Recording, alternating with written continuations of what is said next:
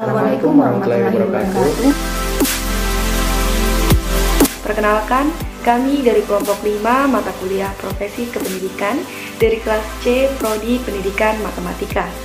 Anggota kelompok kami terdiri atas Siti Humairah dengan NIM A23121099, Muhammad Wali Kusuma Joyo Krisno dengan NIM A23121100, Sheila Ananda dengan NIM A23121101, Sarpia dengan NIM A23121102, Aulia Salsabila dengan NIM A23121103, saya sendiri Erli Fitrianingsih dengan NIM A23121104.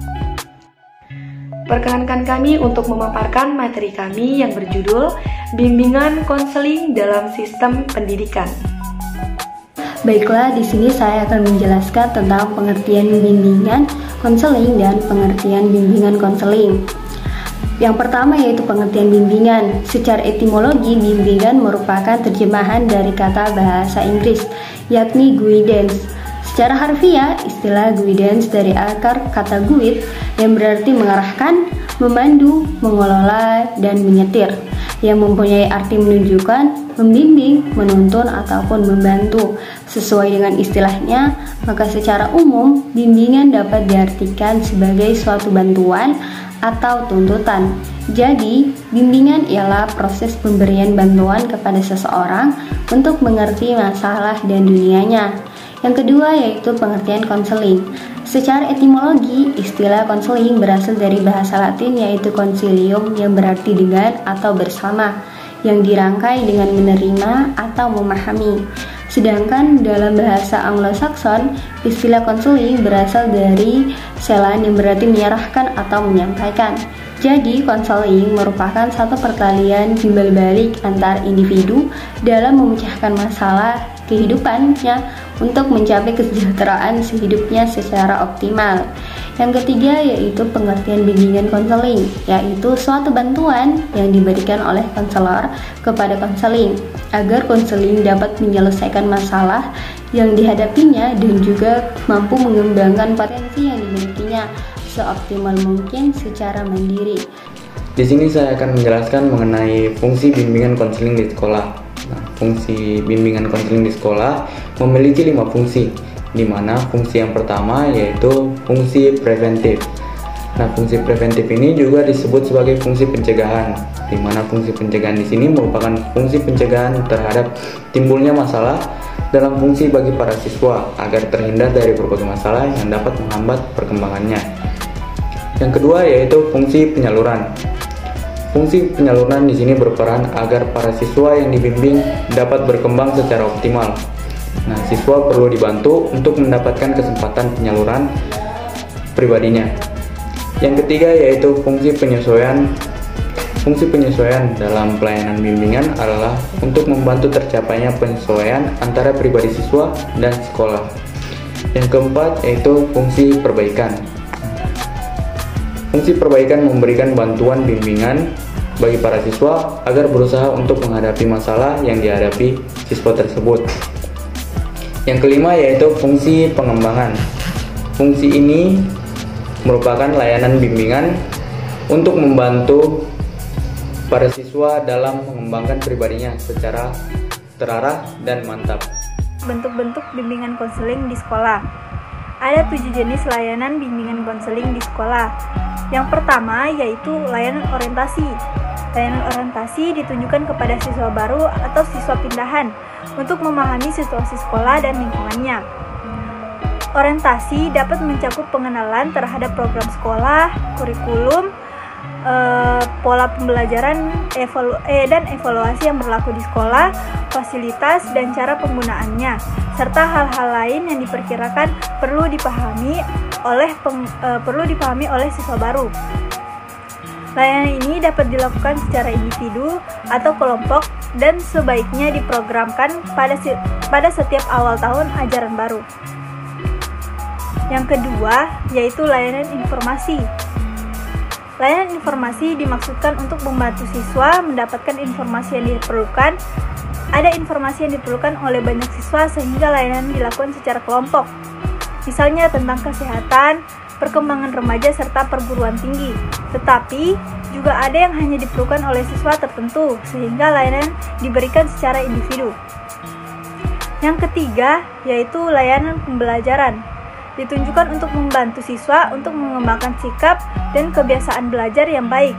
Layanan ini dapat diberikan secara individu, misalnya bagi siswa yang memiliki kesulitan belajar tertentu, atau dapat secara kelompok jika ada beberapa orang yang mengalami kesulitan yang serupa.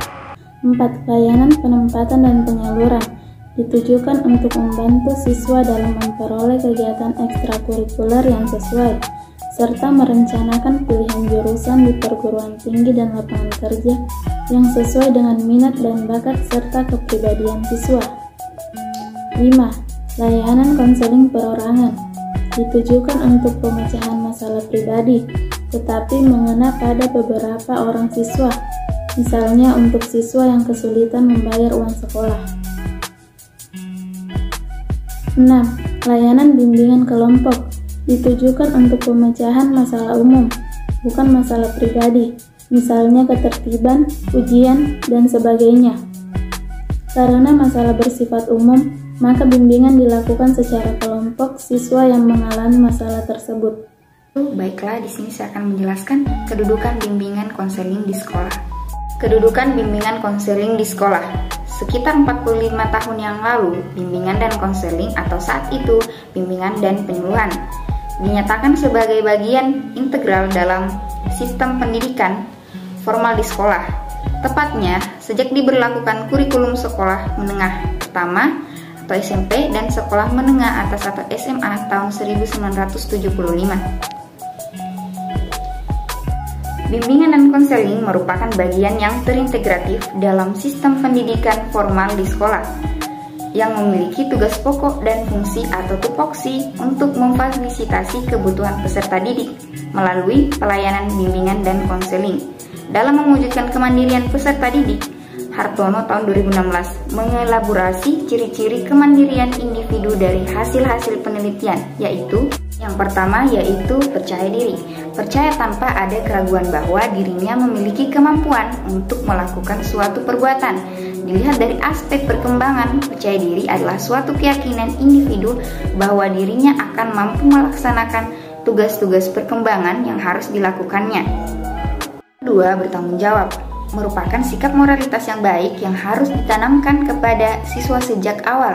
Sikap dan perilaku siswa yang bertanggung jawab dapat memperkuat kapasitas mereka dalam belajar, karena siswa mampu menunjukkan kesungguhan-sungguhannya dalam kegiatan belajarnya sebagai investasi masa depan.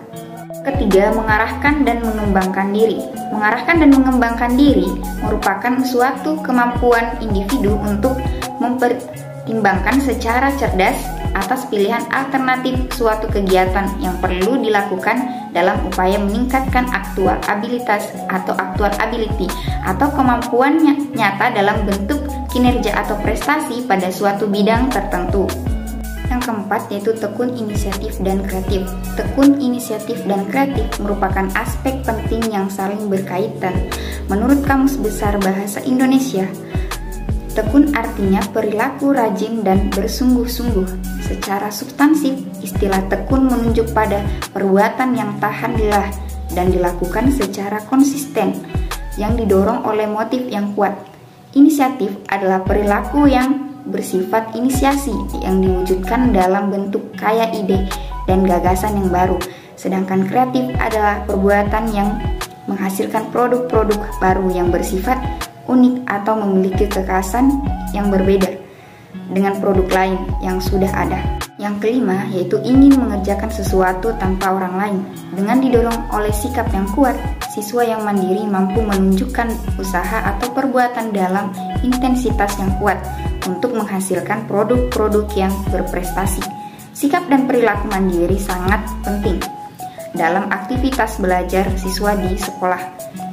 yang berperan memperkuat usaha belajar peserta didik dalam mencapai suatu kompetensi berdasarkan standar kurikulum pendidikan. Bahkan siswa yang memiliki kemandirian dalam intensitas tinggi, mereka mampu mencapai prestasi yang unggul berdasarkan potensi yang dimilikinya. Selanjutnya, peran dan tugas guru bimbingan konseling atau guru BK. Pada pasal 4 Undang-Undang RI Nomor 14 Tahun 2005 tentang guru dan dosen secara implisit terkandung makna bahwa peran guru BK sebagai agen pelayanan bimbingan dan konseling yaitu memandirikan peserta didik yang berfungsi untuk meningkatkan mutu pendidikan nasional. Pendidikan nasional sendiri menurut pasal 1 ayat 2 UU RI nomor 20 tahun 2003 adalah pendidikan yang dirancang dan diselenggarakan berdasarkan dasar negara Pancasila dan landasan konstitusional UUD RI tahun 1945 yang bersumber dari nilai-nilai keluhuran agama, kebudayaan nasional Indonesia yang tanggap terhadap perkembangan ipteks sehingga mampu mewujudkan keunggulan kompetitif di era global dalam mencapai generasi Indonesia merdeka. Sedangkan dalam lampiran Permendiknas nomor 35 tahun 2010 tentang petunjuk teknis jabatan fungsional guru dan angka kreditnya secara substantif menyatakan bahwa tugas guru BK terdiri atas yang pertama, wajib menyusun program bimbingan dan konseling yang berbasis kebutuhan peserta didik. Yang kedua, wajib menyusun silabus bimbingan dan konseling. Yang ketiga, wajib menyusun rencana pelaksanaan layanan bimbingan dan konseling atau disingkat RPLBK. Yang keempat, wajib melaksanakan pelayanan bimbingan dan konseling yang memandirikan peserta didik. Yang kelima, wajib menyusun instrumen dan lembar kerja bimbingan dan konseling. Yang keenam, wajib mengevaluasi proses dan hasil pelayanan bimbingan dan konseling. Ketujuh, wajib menganalisis hasil pelayanan bimbingan dan konseling. Yang kedelapan, wajib melaksanakan pelayanan tindak lanjut bimbingan dan konseling berdasarkan hasil evaluasi pelayanan bimbingan dan konseling.